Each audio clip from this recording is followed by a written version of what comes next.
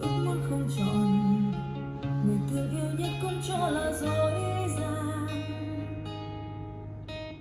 Ơn kết giao tình rồi ngày hôm sau lại chê trách nhau bội bạc. Niềm tin nơi nhân thế luôn mong manh, tình người cho nhau cứ thay thật nhanh. Thì tôi xem như chuyện mình chưa bắt đầu, để cho lòng này nhẹ với nỗi sầu. Góc phố vắng anh mình em bơ vơ, bao giấc mộng này tan vỡ.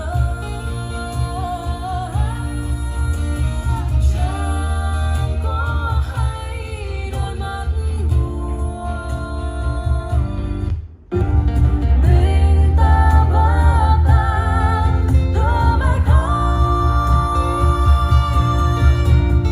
Giờ đây mất nhau còn đâu nữa phải không anh, và anh có nghe bên nhau rồi xa.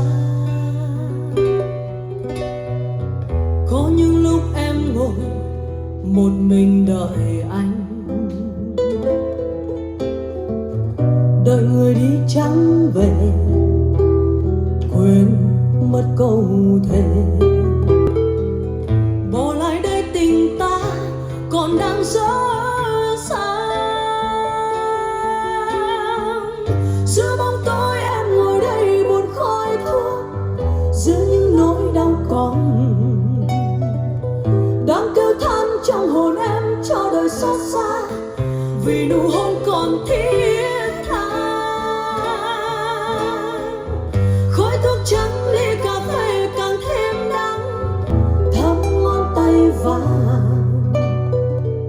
Tim chơi vơi theo thời gian gõ nhịp vắng anh, giờ thầm chết trong.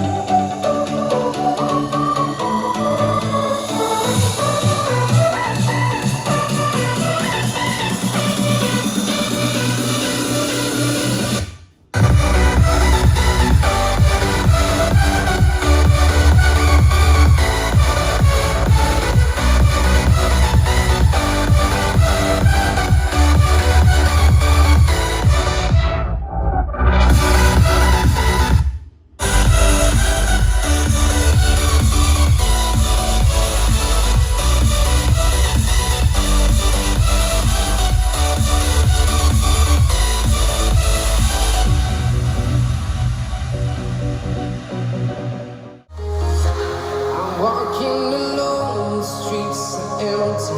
The only thing I can see is my own silhouette.